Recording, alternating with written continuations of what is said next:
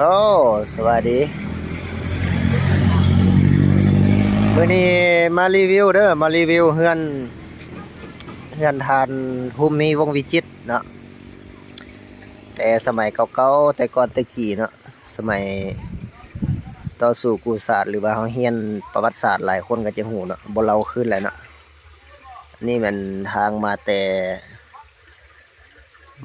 หนองเป็ดหรือมาแต่สามแยกหัวเป็ดเนาะเลี้ยวเข้ามาอันนี้อยู่บ้านคาย อันนี้นี่เป็นเฮือนของทานภูมิมีวงศ์วิจิตรเนาะเฮือนของเพิ่นแม่นอยู่บ้านคายเมืองแปกแขวงเชียงขวางเนาะข้าพเจ้ามารีวิวให้เบิ่งทางเส้นนี้เป็นทางย่างเข้าไปเส้นทางต้นนี้มันไปผ่านหน้าบ้านเพิ่นเนาะเข้าไปข้ามขัวน้ำเงิมไปพุ่นแล้วเนาะจะมีหมู่บ้านของประชาชนปานน้อยๆอยู่ข้างหุ่นบ้าน1 2บ้านเนี่ยเนาะข้าพเจ้าก็ได้ไปอยู่อันนี้จะเป็นบ้านของเพิ่นเนาะแต่ละคนที่บ่เคยเห็นเนาะเป็นบ้านเกิดเมืองนอนของเพิ่นอาศัยอยู่นี่เนาะแต่กี้แต่ก่อนก็น่าจะบ่มีแบบนี้เนาะเพิ่นได้มาบูรณะใหม่เนาะมาเฮ็ดกำแพงใหม่เนาะอันนี้ประตูหัวเข้าเนาะแล้วก็มาเฮ็ดเฮือนเนาะแต่เข้าบ่ได้ดอกเนาะอันนี้เพิ่นมาเฮ็ดใหม่นี่จะมีคลองน้ำไหลผ่านหน้าบ้านของเพิ่นเดี๋ยวเบิ่งบ้านของเพิ่นเนาะเข้าบ่ได้เด้อเนาะน่าจะเป็นบ้านเพิ่นปกปักรักษาอยู่เนาะเข้าบ่ได้เพิ่นก็รักษาไว้นี่แต่บ่มีผู้อยู่เนาะเป็นเฮือนโบราณเฮือนเก่าเฮือนแก่ของเพิ่นที่ได้ดำรงอาศัยอยู่แต่กี้เนาะเห็นบ่เฮือนมันก็น่าจะกว้างเติบเนาะทางด้านหลังก็ไปด้านหลังเป็นมีบ้านเนาะนี่เนาะเป็นเฮือนของเพิ่นนี่เป็นเฮือนโบราณเห็นที่เฮาส่องเข้าไปนี่น่าจะมีแบบเนาะมีประวัติหรือมีหยังสักอย่างแหละเนาะที่อยู่ในหั่นเฮาเข้าเบิ่งบ่ได้เนาะมีมีเป็นเจี้ยเป็นหยังต่างๆเนาะที่ติดอยู่หน้าบ้านนั่นอยู่เนาะเป็นรูปลักษณะแบบเก่าแบบแก่อาจจะแม่นติดประวัติการเป็นอยู่แต่เก่าของเพิ่นอยู่เนาะแล้วก็มีสายไฟเข้านี่แม่นหาเขาแล่นเข้าให้เนาะเพิ่นน่าจะแม่นมาบูรณะรักษาตัวใหม่แต่กี้ก็น่าจะบ่มีดอกไฟเข้าอย่างนี้คือเนาะไฟเข้าอยู่เนาะแต่กี้แล้วแม่นเป็นมุงหญ้าเนาะข้าพเจ้าเคยมาเห็นอยู่เนาะ2-3 ปีหลังแต่ปัจจุบันนี้เพิ่นมาปรับปรุงใหม่เพิ่นเอากระเบื้องมามุงใส่เนาะแต่ว่ารูปโฉมลักษณะของเพิ่นมันเฮ็ดคือเก่าบ่ได้ปัวแปลงบ่ได้เปลี่ยนแปลงหยังเนาะอันนี้แม่นเพิ่นมามุงใส่คือว่ารักษารูปร่างลักษณะเก่าเพื่อว่าบ่ให้มันเปเพเสียหายเนาะอนุรักษ์ไว้เนาะแล้วก็บ่มีผู้อยู่เนาะนี่เนาะอันนี้หน้าบ้านของเพิ่นก็มีการเฮ็ดปัวแปลงใหม่เนาะเดี๋ยวสภาพแบบนี้หลายคนบ่เคยมาเห็นเนาะอยู่บ้านค่ายเด้อเมืองแปกแขวงเชียงขวางเนาะเอามาให้หลายคนได้เบิ่งได้ชมเนาะคันหาเข้าไปได้ครับการอนุญาตครับพระเจ้าจะเข้าไปเบิ่งโอ้เข้าได้อยู่อนุญาตเด้อเนาะขอเข้าเนาะเข้าได้อยู่เนาะเด้อเบิ่งข้างในเนาะข้างในว่ามันไม่มีจังไดเด้รีวิวเนาะแบบนี้เนาะบ้านของเพิ่นอนุญาตเด้อเนาะที่จะได้เข้าเบิ่งเนาะนี่เพิ่นติดใส่นี่เนาะ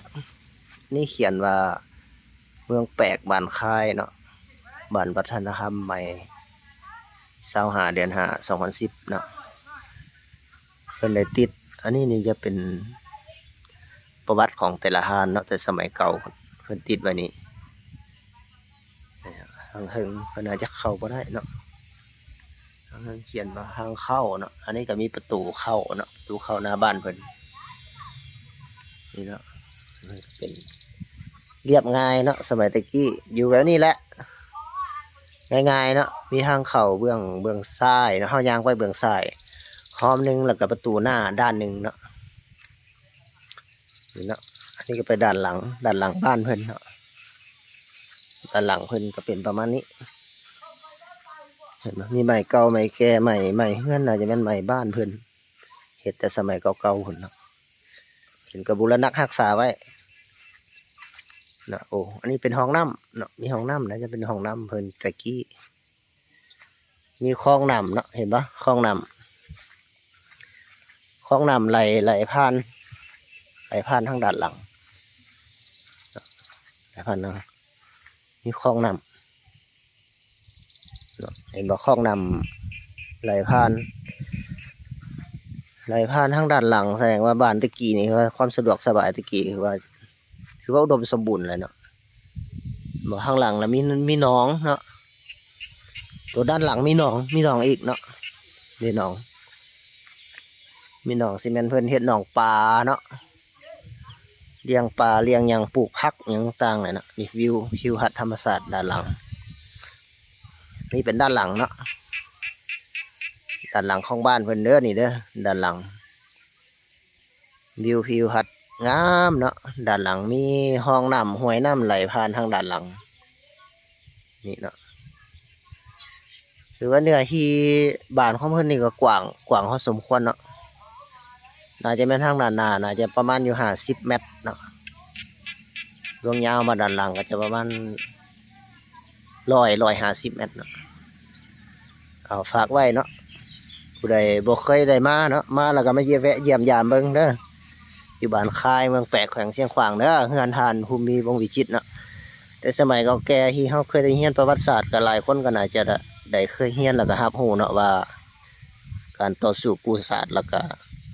นักรบปฏิวัติเก่าเนาะว่าเพิ่นเคยมีมูลเสือมาจากไหนเนาะอันนี้เป็นเฮือนเก่าแก่ของเพิ่นเนาะอันนี้จะเป็นขุมน่าจะเป็นขุมเฮือนเก่าเนาะหรือว่าขุมอย่างต่างๆของเพิ่นที่เฮ็ดไว้เนาะเป็นขุมอยู่นะเด้อหรือว่าเสียดายเขาขึ้นเทิงบ่ได้เนาะเพิ่นใส่กระแจอยู่คันหาขึ้นเทิงได้สิได้ขึ้นไปถ่ายให้แต่ละท่านได้เบิ่งเนาะได้เห็นเนาะได้มาแล้วก็ได้มาแวะรีวิวให้ท่านเบิ่งเนาะแต่ละคนได้มาแล้วก็เบิ่งเด้อเนาะอันนี้เป็นเฮือนทานภูมิวงศ์วิจิตรเด้อ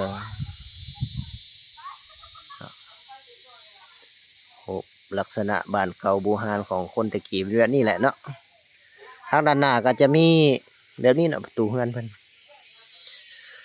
แล้วก็มีคลองน้ำไหลผ่านทางด้านหน้าเนาะด้านหลังบ้านก็มีคลองน้ำผ่านนี่เห็นบ่อันนี้เห็นว่าบูรณะใหม่เนาะบูรณะรักษาใหม่นี่เห็นมาเฮ็ดคลองน้ำใหม่งามด้านหลังก็มีน้ำเนาะด้านหน้าก็มีน้ำมือว่าความอุดมสมบูรณ์ของแต่กี้ถือว่าดีแล้วเนาะที่เพิ่นอยู่แบบนี้เนาะเอาเบิ่งเนาะธรรมศาสตร์